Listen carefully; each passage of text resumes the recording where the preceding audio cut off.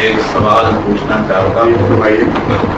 میں ایک 0 پوائنٹ پر کھڑا ہوا آدمی ہوں جس نے اپنے دماغ کو اس پروپیگنڈا لٹریچر سے نہیں بھرا جو مختلف حلقوں اور مختلف کوششوں کی طرف سے آ رہا ہے. کیونکہ اگر اس پر تکیہ کیا جائے اور جو کچھ ہمیں دیا جا رہا ہے تو پھر میں بھی کسی نہ کسی گروہ میں شریک ہو سکتا ہوں کہیں بھی. لیکن اس سے قطع نظر میں 0 پوائنٹ پر کھڑا ہوا آدمی ہوں اور یہ جاننا چاہتا ہوں کہ جب اللہ رحمت للعالمین ہے, اللہ رب العالمین ہے اور حضور سرور کائنات صلی اللہ علیہ وسلم جیسا کہ بتایا گیا کہ رحمت للعالمین ہے, تو پھر اتنی بڑی دنیا میں کائنات کو چھوڑے جس کی آبادی 6 ارب ہے, کیا اللہ رب العالمین اور رحمت للعالمین سے 60-70 کروڑ انسانوں کا مسئلہ ہے جو کہ 20-30 دڑوں میں بٹے ہوئے ہیں اور اپنی اپنی جگہ بیٹھے یہ کہہ رہے ہیں کہ اللہ کی رسی کو مضبوطی سے پکڑ لو اور آپس میں تفرقہ نہ ڈالو اور تفرقے کی رسیوں کو پکڑے ہوئے بیٹھے ہیں. اس صورتحال میں اگر میں کسی چوک میں کھڑا ہوں اور میں پوچھوں کہ اہدنا الصراط المستقیم, تو چوک میں تو چاروں سڑکیں مجھے سیدھی نظر آ رہی ہیں, ادھر بھی اور ادھر بھی اور ادھر بھی اور ادھر بھی. تو میرے پاس شناخت میں کسی پروپیگنڈے یا کسی حوالے سے نہیں چاہتا کہ لوگ کہیں کہ ہم سچے ہیں, کیونکہ ہر شخص یہی کہہ رہا ہے. اس صورتحال میں جو ہوں کس طرح سے یہ مان لوں کہ اللہ رب العالمین کا تصور اور رحمت للعالمین کا تصور جو ہے وہ ساری کائنات اور سارے انسانوں کے لیے ہے, جبکہ پچھلے 1500 سال میں صرف 70 کروڑ تک پہنچے ہیں اور عیسائی پروپیگنڈا جو ہے وہ اس سے زیادہ مضبوط تھا اور وہ ہم سے زیادہ بڑا ہوا ہے جو مسلمان معاشرت میں پیدا ہوئے ہیں. اور پھر اگر یہ بھی مان لیا جائے کہ حضور رحمت للعالمین تھے تو آپ کے ایک حد تھی کہ آپ کا وصال ہوتے ہی فتنہ ارتداد شروع ہو گیا. اگر آپ نے اس معاشرت کو بدلا بھی یا کوئی باطنی انقلاب آیا تو وہ کتنی دیر رہا, اور اگر اس کے بعد کوئی مسیح موعود آتے ہیں تو کتنی دیر تک ان کی اس تعلیم کی حد ہے جو لوگوں کو تبدیل کر دے گی. ایک یہ سوال ہے اور اس کے ساتھ ضمنی ملتا نہیں. سوال کرنا چاہتے ہیں بیک وقت پہلے یہ فیصلہ کر لیں. نہیں, میرے سوال 4 سڑکوں کے 4 سوال تو ہو چکے ہیں, اس لیے طریقہ کار مناسب یہی آپ بڑے سمجھدار معلوم ہوتے ہیں. پھر کہتے آپ ایک ایک کر کے سوال اٹھائیے, زیادہ مناسب ہے. جواب یہ پہلا سوال تو یہ ہے آپ کا کہ حضرت محمد مصطفیٰ صلی اللہ علیہ وسلم اگر رحمت للعالمین ہیں تو اس کے نتیجے میں 2 باتیں ذہن کو الجھاتی ہیں. اول یہ کہ رحمت للعالمین کا پیغام تو پہنچا صرف 60-70 کروڑ تک اور سارے عالم باقی پڑے ہوئے ہیں, تو ان کے لیے رحمت کیسے ہوئے اور ان کا کیا بنے گا باقی. اور جو شامل ہیں جن تک رحمت کا پیغام پہنچا وہ خود بٹ گئے اور تنزع کا شکار ہو گئے, اور ہر ایک یہ اپنی نسلی الگ بجا رہا ہے کہ میرے پاس صراط مستقیم ہے اور میرے پاس اللہ تعالیٰ کی حبل ہے. اور ایک سادہ آدمی میرے جیسا ہی آپ کہہ رہے ہیں جو سادہ نہیں ہے بڑا ہوشیار ہے, وہ کیسے معلوم کرے کہ کس کی آواز پر کام دھنوں تو وہاں خدا ملے گا. اتنا بڑا کنفیوژن. اس حصے کو پہلے کر لیتے ہیں پھر دوسرے حصے پہ بعد میں آئیں گے, ٹھیک ہے. سر کنفیوژن میرے یہاں تو نہیں ہے کیونکہ میں تو اپنے دماغ سے اس کو بھرا ہی نہیں, میں تو 0 پوائنٹ پہ کھڑا ہوں. میں نے آپ کو بتا دیا ہے 0 پوائنٹ پہ کھڑے ہو کر اب چاروں طرف سوال یا نشان ڈال دیے ہیں. 2 نشان میں نے واضح کیے ہیں, ٹھیک سمجھا نا آپ کو.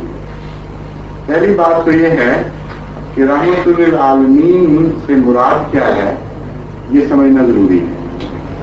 جب تک اس بات کو نہیں سمجھیں گے یہ مسئلہ حل ہی نہیں ہو سکتا کہ رحمت للعالمین ہیں یا نہیں ہے, کن معنوں میں.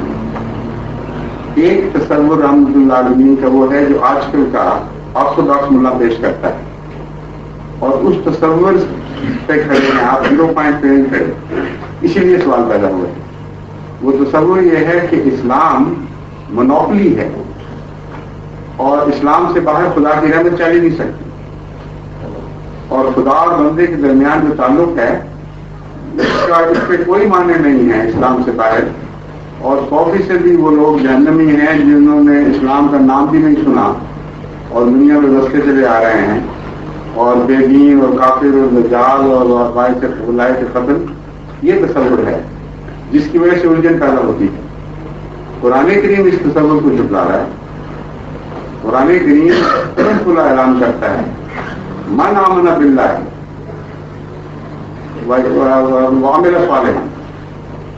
پہلے اعلان کرتا ہے، یہ بتانے صرف من کی بات نہیں، یہاں سے چلاتا ہے بات کو کہ ان الذین آمنوا والذین ہادوا والنصارى والصابئین من آمن باللہ وعمل صالحا فلا خوف علیہم ولا هم یحزنون. کہ وہ لوگ جو ایمان لائے، یعنی حضرت صلی اللہ علیہ وسلم سے قبول کرنے والے، والذین ہادوا، جن کو ہم آج 100% موضوع بنا کر جہنمی قرار دے رہے ہیں، ان کی بات کر رہے ہیں. اور وہ لوگ جو یہودی ہوئے، والنصارى اور عیسائی، والصابئین اور وہ سارے اہل کتاب جو مختلف دنیا کے علاقوں میں پیدا ہوئے. کبھی بھی صابی لفظ سے مراد عرب یہ لیتے تھے کہ وہ الہی دین سے تعلق رکھنے والا لیکن عرب کے معروف دینوں میں شامل نہ ہو، یعنی بدیشی دین، لیکن وہ اللہ کی کتاب پر مبنی. ان سب کے متعلق اعلان کیا ہو رہا ہے؟ الذین، وہ لوگ جو ایمان لائے اور نیک اعمال کیے، لا خوف علیہم ولا هم یحزنون، ان پر کوئی خوف نہیں ہے اور کوئی حزن نہیں. پھر دوسری جگہ قرآن کریم حضرت صلی اللہ علیہ وسلم کے مخالفین کو چیلنج کر کے فرماتا ہے کہ تم کہتے ہو تم سچے ہو اور سچائی سے تم مخالفت کر رہے ہو. اگر یہ درست ہے تو تم اپنے دین کے مطابق کیوں عمل نہیں کرتے؟ اگر تم اپنے دین کے مطابق عمل کرتے تھے تم پر حجت نہ ہوتا، مگر تم ویسے جھوٹے ہو چکے ہو، جس تعلیم کو سچا مانتے ہو اس پر بھی عمل نہیں کرتے. تو ان سب امور کی روشنی میں اور بہت سی آیات ہیں جو تعلیم بالکل کھل کے واضح ہو کر ہمارے سامنے ابھرتی ہے. وہ یہ ہے کہ نجات کے لیے نفس کی صداقت ضروری ہے سب سے اہم. اور یہ اعلان کہ دنیا میں جو کوئی بھی ہے اگر وہ خدا پر ایمان لاتا ہے اور سچے دل سے عمل نیک کر رہا ہے اس کے لیے نجات ہے. قرآن کے سوا بتائیے کس کتاب نے کی ہے؟ ساری دنیا کی کتابوں کی چھان بین کر لیجیے اور میں نے مطالعہ کیا ہے، قرآن کے سوا اتنا عظیم الشان، اتنا عالمگیر اعلان کسی مذہب نے نہیں کیا. تو رحمت للعالمین وہ ہے جو ہر ایک کو نجات کی خوشخبری دے رہا ہے اس کی صداقت کے پیش نظر، یا وہ ہے جس نے اپنے مذہب سے وہ باہر باقی کو بھی نہیں کری. جتنے دیگر مذاہب ہیں ان کی الہی کتب کا میں نے مطالعہ کیا ہے اور حیرت سے اس بات کو دیکھا ہے کہ انہوں نے اپنے سوا دیگر مذاہب کی بات ہی نہیں کی. اگر کی ہے تو نفرت سے کی ہے، دشمنی کے حوالے سے کی ہے. مگر اتنا حوصلے کے ساتھ، اتنی عظمت کے ساتھ دیگر مذاہب کا ذکر کرنا اور پھر ان کو خوشخبری دینا قرآن کے سوا کسی نے نہیں کیا. بس جس وجود پر یہ کتاب نازل ہوئی وہ یقیناً رحمت اللہ علیہ کی ہے، اس لیے وہ جھگڑا بھی ختم ہو گیا، یہ سارے جہنمی ہیں. پھر قرآن کریم واضح طور پر کہتا ہے ان میں نیک لوگ ہیں، بتاتا ہے کہ ایمان نہیں لائے والی انتصارہ ہیں، فرماتا ہے ان میں نیک لوگ ہیں، ایسے لوگ ہیں جو خدا کا ذکر سنتے ہیں تو ان کی آنکھوں سے آنسو بہنے جاری ہو جاتے ہیں. آج رات جہاں ہماری مجلس کا رات مجلس کی یہاں نارویجن عیسائی سب کی، اور ایک خاتون یہاں بیٹھی ہوئی تھی عیسائی چرچ سے پہلے کرنے والی، جب خدا کا ذکر چلتا تھا کئی جواب میں تو ان کی آنکھوں سے آنسو جاری ہو جاتے. اس وقت میرے قرآن کریم کی آیت فکر ذہن منتقل ہو گیا کہ دیکھو ان میں نیک لوگ ہیں جو اللہ سے محبت کرنے والے ہیں. ایک ملا اٹھ کر سب کو ایک قلم کافر قرار دے کر جہنمی قرار دے رہا ہے اور قرآن ایک سے زیادہ جگہ ان کے لیے خوشخبریوں کے راستے کھول رہا ہے. تو حضرت حضرت محمد مصطفیٰ صلی اللہ علیہ وسلم یقیناً رحمت للعالمین ہے، کیونکہ آپ سے زیادہ حوصلے والی، آپ سے زیادہ علم و شان تعلیم کسی اور نبی کو عطا نہیں ہوئی. رہا امت کا مسئلہ تو آپ سے رحمت ہی نہیں، آپ کو انصاف پر بھی قائم ہے. آپ نے خود اپنی امت کے متعلق آئندہ یہ خبر دی تھی کہ وہ امت 72 فرقوں میں بڑھ جائے گی. کلہم فی النار الا واحدۃ وہی الجماعۃ، سارے ناری ہوں گے سوائے ایک کے جو جماع ہوگی. یہ جو حدیث ہے یہ ہر فکر جیسا آپ کہتے ہیں اگر کافر کو لگانے کی کوشش کرتا ہو کہ ہم صراط مستقیم میں اس سوال سے بعد میں ہوں گے، لیکن حدیث کو سچا مانتے ہوئے یہ موقف لینے پر مجبور ہیں کہ جب مسلمان فرقے 72 فرقوں میں بٹ چکے ہوں گے تو اس وقت اکثر حق سے ہٹے ہوئے ہوں گے، یعنی 72 حق سے ہٹے ہوئے ہوں گے، ورنہ ناری نہیں کہا جا سکتا، اور جماعت ایک ہوگی جو حق پر قائم رہے گی، یہ حق پر قائم ہوگی، اور یہ 73 بھی ہے۔ اس کے متعلق رسول اکرم صلی اللہ علیہ وسلم نے فرمایا، کسی نے پوچھا کہ یا رسول اللہ وہ کون ہوں گے، ہم کیسے پہچانیں کہ وہ کون ہے؟ آپ کے سوال کا جواب دیا، فرمایا ما انا علیہ و اصحابی، اس کو پہچاننا صراط مستقیم کو مشکل ہے ہی نہیں، جو حال میرا دیکھ رہے ہو اور میرے ساتھیوں کا دیکھتے ہو وہی حال اس جماعت کا ہوگا۔ بس جہاں تک ان کے اس دعوے کا تعلق ہے کہ ہم ہی جنت ہی سارے، باقی دنیا جہنم، یہ تو غلط بات مقدر ثابت ہو گیا، خود رسول اکرم صلی اللہ علیہ وسلم کے فیصلے سے غلط ثابت ہو گیا۔ رہا یہ کہ جنتی کون ہے، اس کے متعلق آپ نے 4 سڑکوں کا ذکر کیا، تو رسول اللہ صلی اللہ علیہ وسلم نے تو 72 سڑکوں کا ذکر کر دیا۔ ایک کونے پر کھڑے ہو کر 72 شاخیں ٹوٹ رہی ہیں اور ایک 73 بھی ہے، اور ساری جہنم کی طرف لے جائیں گی سوائے ایک کے۔ اب مسئلہ کتنا مشکل کر دیا، بہت ہی زیادہ بظاہر الجھا دیا۔ ایسی بات کی جیسے کہا جائے کہ 72 انڈے ہیں ایک تھیلی میں جو سارے گندے بلکہ زہریلے ہیں، اور ایک 73واں صاف بھی ہے۔ اٹھانا تم نے ضرور ہے، کھانا بھی ضرور ہے، اور صحیح اٹھانا، اور دیکھنے میں سارے ایک جیسے۔ تو کیا فیصلہ کرے کوئی؟ یہ تو اتنا خطرناک پیغام تھا کہ جو سننے والے تھے ان کے دل دہل گئے۔ انہوں نے پوچھا یا رسول اللہ پتہ کس طرح رہے گا، وہ ہے کون رہتا ہے؟ اتنے مشکل سوال کا اتنا آسان جواب دے دیا کہ آپ کے سارے سوالوں کے جواب اسی میں آ جاتا ہے۔ آپ نے فرمایا اس کو پہچاننا مشکل نہیں ہے، مجھے جس حال پہ دیکھ رہے ہو اور میرے غلاموں کو جس حال پہ دیکھ رہے ہو، اس وقت جب یہ جھگڑے پیدا ہوں گے، جس فرقے کی حالت میرے مشابہ ہوگی وہ میرے ماننے والوں کے وہ سچائی۔ وہ سچائی کی دلیل کیا تھی؟ وہ تکلیفیں برداشت کرنا خدا کے راستے۔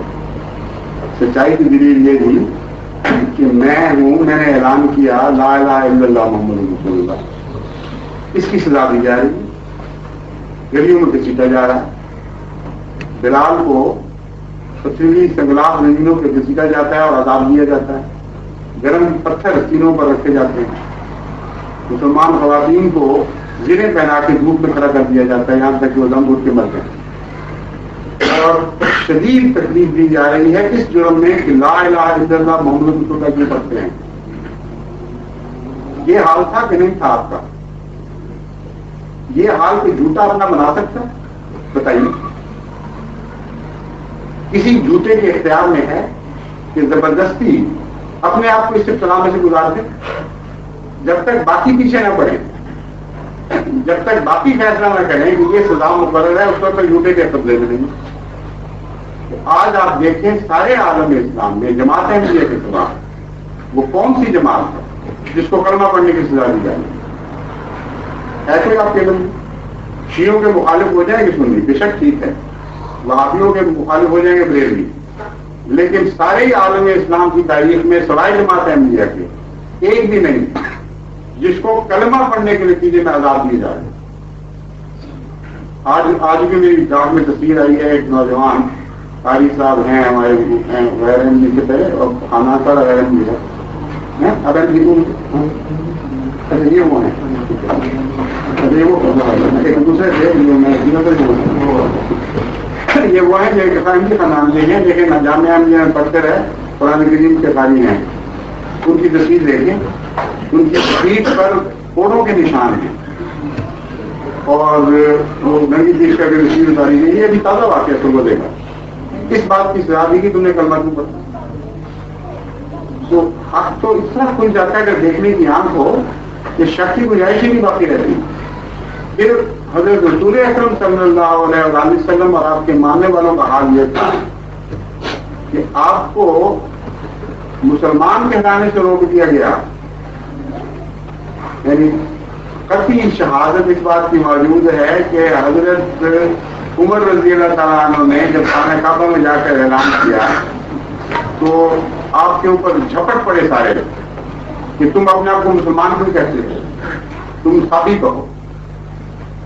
अबू ज़र गफ़ारी को मार मार के इस जुर्म में कि तुमने मुसलमान होने का ऐलान क्यों किया है इतना मारा गया कि वो कहते हैं, खुद रवायत उनकी है कि मैं अंधा हो गया, मुझे नहीं पता लगा मैं कहाँ जा रहा हूँ, लेकिन जिस सिमत में मेरा रुख उठा बिल्कुल नजर नहीं आ रहा था, मैं उसमें दौड़ पड़ा, यहाँ तक कि वो पीछा करने वालों ने तंग आकर मुझे छोड़ दिया। जुर्म क्या था?